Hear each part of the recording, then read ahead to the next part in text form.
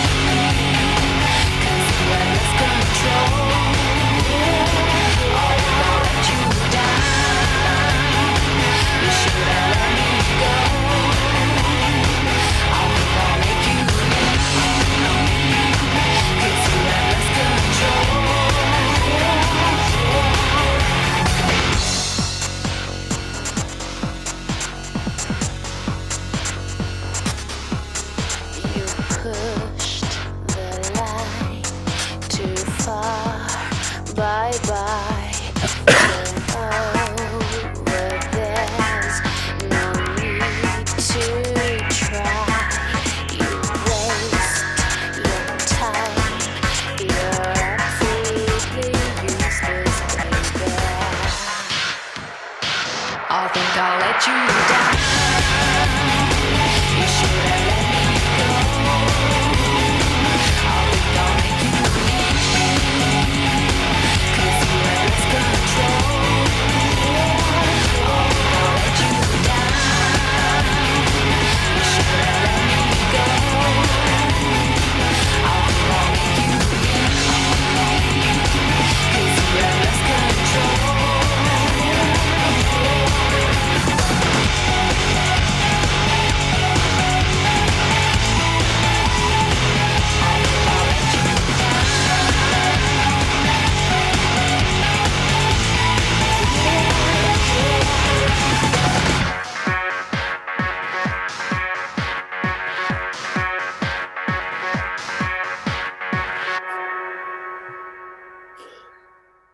Hey, there we go. Theatre of Tragedy and Let You Down. Go on, Kirk. You can take the lead, or Brian. Off you go.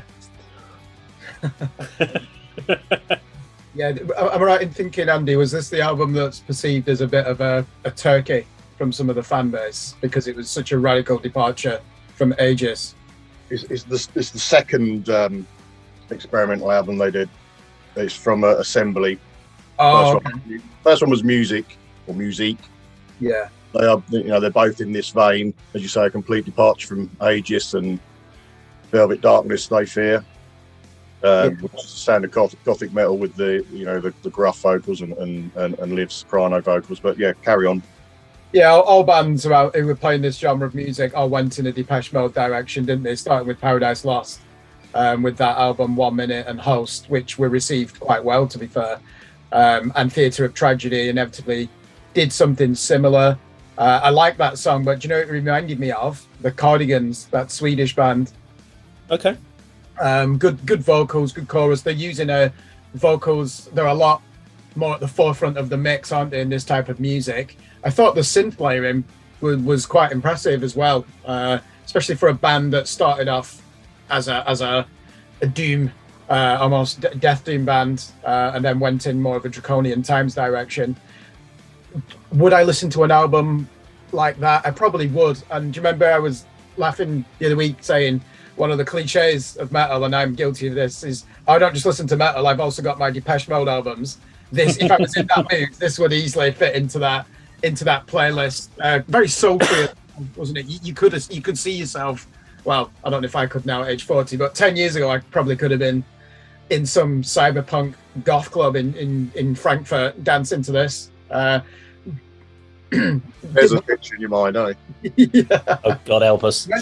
Just before I push it back onto you, Dave, when did he move back in more of a metal orientation? Was it these two albums and then the re-embraced, if there's such a word, the roots?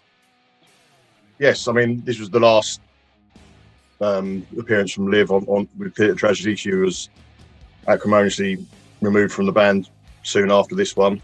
I think, yeah, the follow-up is an album called Storm, which I'm not particularly familiar with. They brought in, I think her name's Meg, can't remember. So I kind of lost interest in the band because I was really disappointed of Liv's departure, and not really familiar with the follow-up material from this. But they did go back to some more of an ageist sound, which does deserve me checking out, I guess. But I haven't as yet really given those follow-up albums much time. Go on, Dave. What do you think of that song? I'm surprised. Firstly, I was surprised it's the sort of song that Andy would recommend. It's more the sort of song I would recommend to this channel, I guess. So I was straight away going, really like the track. Reminded me of a band called Entwine from Australia. It's got that synth pop. It's got there's elements of industrial in there. So I like that synth pop industrial crossover. So Entwine are very much like that, and were a band that I was going to bring to this channel. And then I thought, no one's going to like that sort of stuff, so I won't bother. And I was like, oh, this sounds kind of almost exactly like them. So I really liked it. I like the fact it's when I first saw it was 3 minutes long. I'm like, this is going to feel over too soon, but actually it felt the right length. There was the right kind of balance. It didn't go on too long. It didn't feel too short. Liked her vocals. Did remind me, or it does make me think of where Elysian Divide got her look from, of what she's going after, because I sort of saw the blonde hair and the red lipstick, and I was like, oh, that reminds us of our local singer Elysian from Elysian Divide. But I liked it. It's the stuff that I would quite happily listen to, especially when I'm driving around and I want music on it. It's a sort of track that, well, the way I judge a track is, would I put skip on it? So if it came on a, like if I had my music on a shuffle, would I go and go, oh, next song? This is one of those songs that I would listen through to the end and quite happily do so.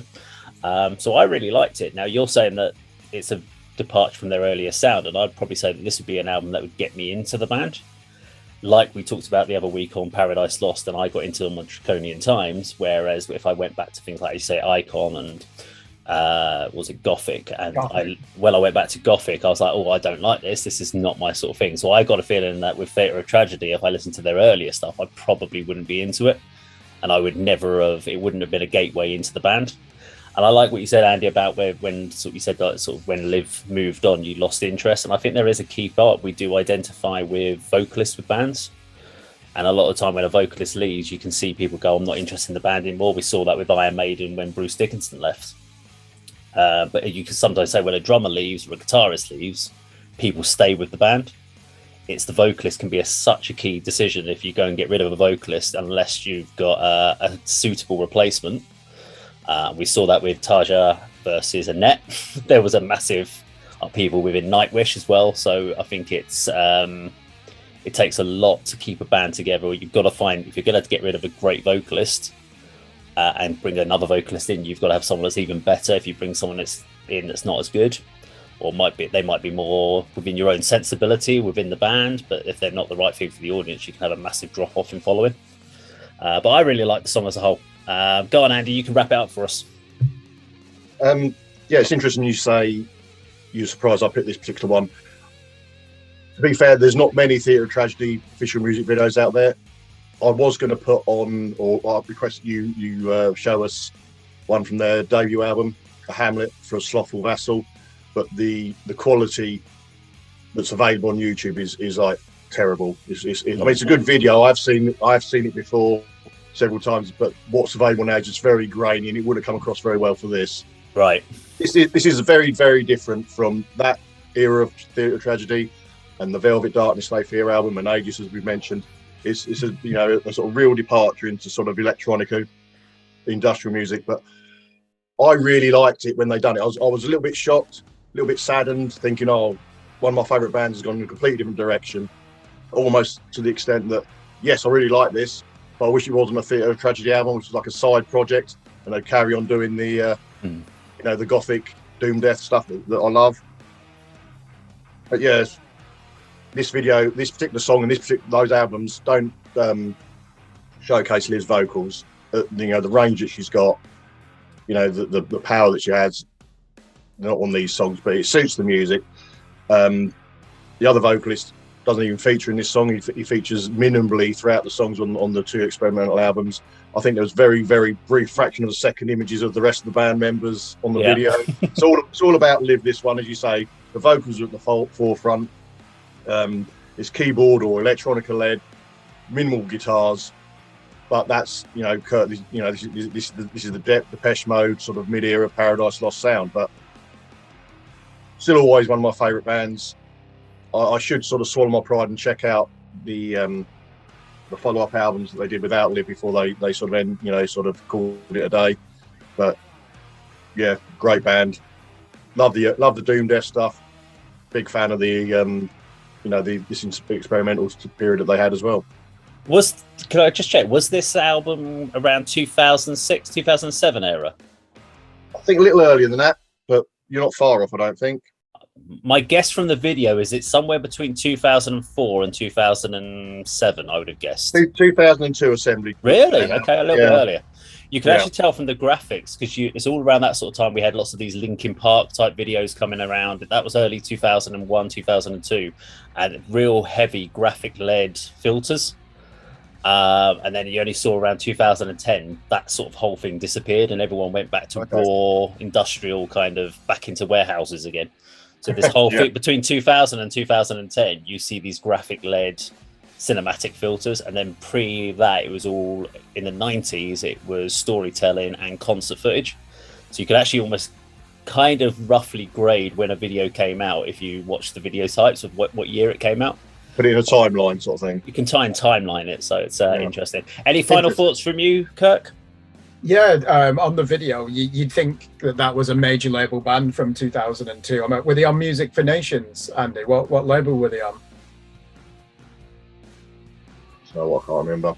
There's definitely a budget there, isn't there? Yeah, just one final thought. Yeah, she doesn't, on that song, she doesn't use that captivating, fluttering harmony technique that you hear on Aegis. That's not necessarily a bad thing. They just wanted to write a 3-minute pop song, didn't they? I thought they were successful. Very formulaic though, isn't it? If you're going to squeeze that into 3 minutes, you're almost seeing it in your head. Verse 1, bridge, chorus.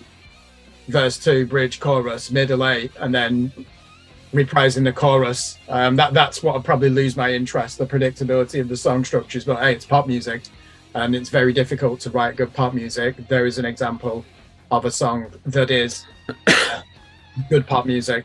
Yeah. Okay, well, there we go. That was Theatre of Tragedy and Let You Down. Now, as always, if you like the video, please do subscribe, click the bell icon, like and share, and we will, of course, all see you on another video sometime very soon. Take care. Bye.